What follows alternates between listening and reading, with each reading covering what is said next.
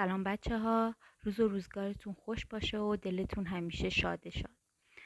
بچه ها، من اومدم امروز براتون این ارز پای نتورک رو بازش کنم. حالا معرفیش فکر نمی کنم من لازم باشه الان انجام بدم، چون به اندازه کافی توی یوتیوب و دیگر برنامه های اجتماعی این ارز به اندازه کافی واقعا توی این چند ساله معرفی شده. ولی حالا باز هم اگر کسی میخواست راجع به این ارز بخواد به اطلاعات بیشتری کسب کنه و یا نحوه کار باهاش یا حالا هر آموزشی که لازم داره رو ببینه، میتونه توی تلگرام، که حالا آیدی تلگرام همون زیر همین پست میذارم، میتونه بیاد ببینه و از من سوالاشو بپرسه. خیلی خب بچه هم ببینید، من تا الان خب خیلی از دوستان به من گفته بودن که آقا بیا در مورد KYC این ارز حالا یه ویدیو آموزشی بذار، چون که واقعا نیست و بچه ها خیلی احتیاج دارن و نیاز مبرم دارن. ولی خب من نمیخواستم این کارو بکنم تا اینکه بتونم یه راه درستی رو خودم برم تا آخر و وقتی که به نتیجه رسید من بیامو برای شما با شما به اشتراک بذارم. خیلی خب الان من اومدم یه راهی رو رفتم و آقا دیدم جواب میده و حالا که جواب میده خب خدا رو شکر میتونیم الان با شما در میون بذاریم و راهش رو جلوی پای شما هم بذاریم.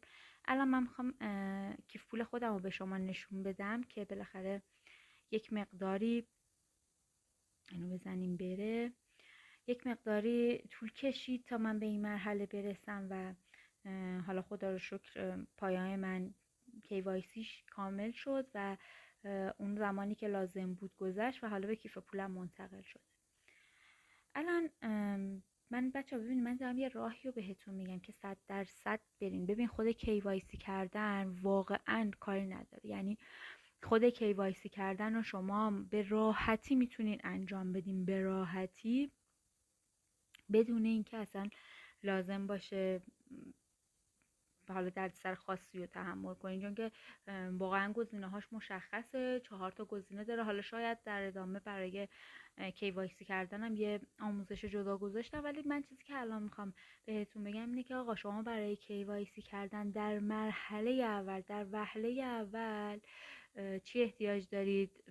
یک آیدی کارت لازم دارید. خب که این آیدی کارت باید معتبر باشه و بتونید شما KYC رو به راحتی انجام بدید. من خودم KYC رو تو 5 دقیقه انجام دادم، ماها برای من اصلا طول نکشید.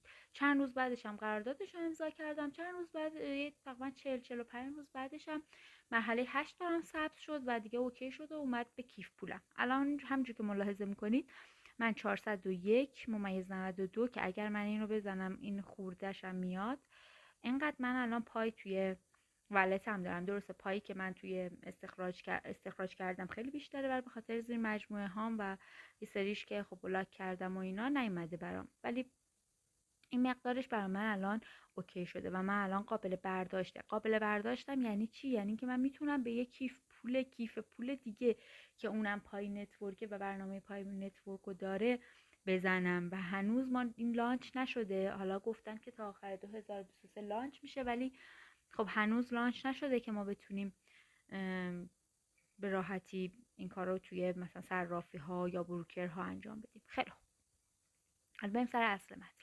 بچه‌ها ببینید، من اول در وهله اول بهتون بگم اونایی که KYC اول باید KYC برای شما فعال بشه. یعنی ببینید، نه اینجا این توی باروز منظورم نیست، باید تو خود برنامه براتون فعال بشه تا بتونین KYC کنید. خیلی خوب، ما برمیگردیم توی برنامه.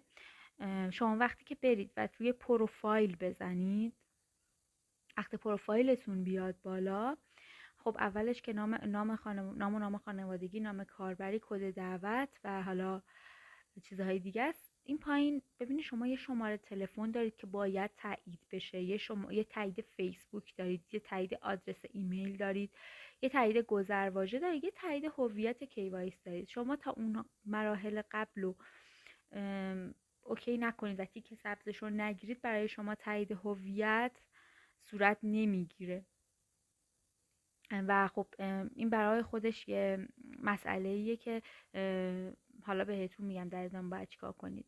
حالا یه سری هم هستن که میان تیکای سبزشون رو میزنن، خب ولی بازم میبینن آقا تایید هویتشون اوکی نشد. خب این آدما برای اینه که هر روز به پای سر نمیزنن و هر روز دکمه استارت رو نمیزنن برای ماین کردن.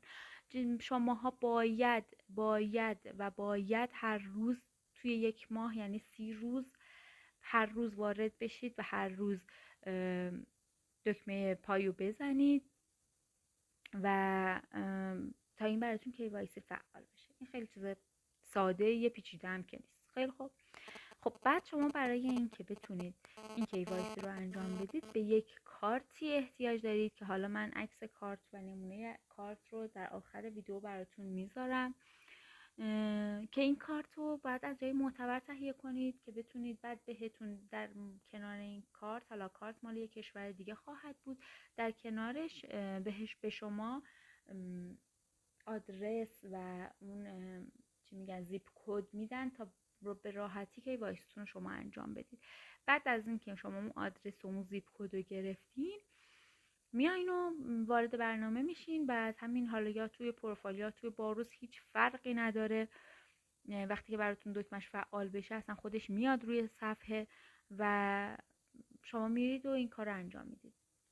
دوستان به چیزی من بگم، حالا خیلی از دوستان اومدن و همون اوایل تو یوتیوب آقا گذاشتن که زیر مجموعه بگیرن، لینکشون رو گذاشتن و خب خیلی از زیر مجموعه گرفتن ولی الان نمیتونن پایهاشون رو بردارن.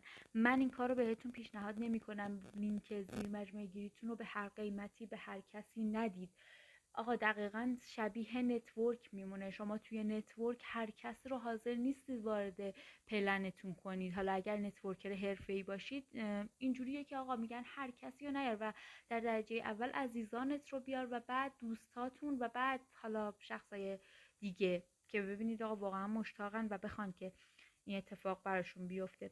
پس چون که هر کسی که آوردین زیر مجموعتون اگر نتونه KYC کنه، اگر این کار براش مهم نباشه، اگر هزینه لازم رو نده، اگر وقت لازم رو نذاره، شما نمیتونید اون مقداری که از زیر مجموعتون به دست آوردین رو برداشت کنید. پس و اصلا یه لیمیتیده برای اکانتتون. وقتی هم تعداد زیاد بشه اصلا خود پای خب خیلی سختگیره تو این قضیه ها، نمیذاره که به کارتون ادامه بدید. پس بیاین این کار نکنین. حالا تا الان هر کاری که کردین دیگه از این به بعد حداقل نکنین. پس در درجه اول بعد اون آیدی کارت رو، هیچ راهی هم نداره آقا، هر کس اومد بهت هر پیشنهادی داد، هر آفری داد، واقعا اصلا قبول نکنید. برای تهیه این کارت هم به آیدی من توی تلگرام پیام بدید، زیر همین پست با تکرار کنم میذارم و وقتی که به آیدین پیام دادید من حالا هزینه لازمه رو بهتون میگم و شما واریز میکنین و براتون صادر میشه. اصلا من براتون صادر نمیکنم واقعا، یعنی یه شرکتیه داره براتون صادر میکنه، هیچ چیزی هم به من نداره. این که میگم اینجا نذارم چون خودشون نخواستن که من لینک کارشون رو اینجا بذارم و بیاین توی تلگرام تا من دونه دونه بهتون جواب بدم و حالا راهنماییتون کنم.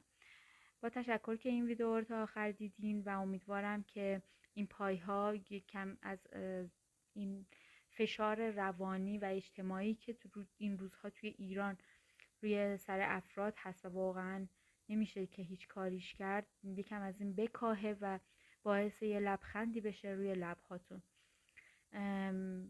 برای فروشش هم من یک ویدیوهای دیگه میذارم و حالا انشالله چون بعد از اینکه 14 روز گذشت و من تونستم بلنسم اویلیبل شد و من تونستم پایهام رو از کیف پولم خارج کنم، انشالله یه ویدیو میذارم و نحوه فروش این توکنم خدمتتون توضیح میدم که دیگه جاش اینجا نیست، ویدیو داره طولانی میشه و من نمیخوام زیادتر از این صحبت کنم و سرتون رو به درد بیارم. من درودگر هستم، اگر که کاری چیزی بود در خدمتم. قربان شما، تا ویدیوی بعد، خدا نگهدار.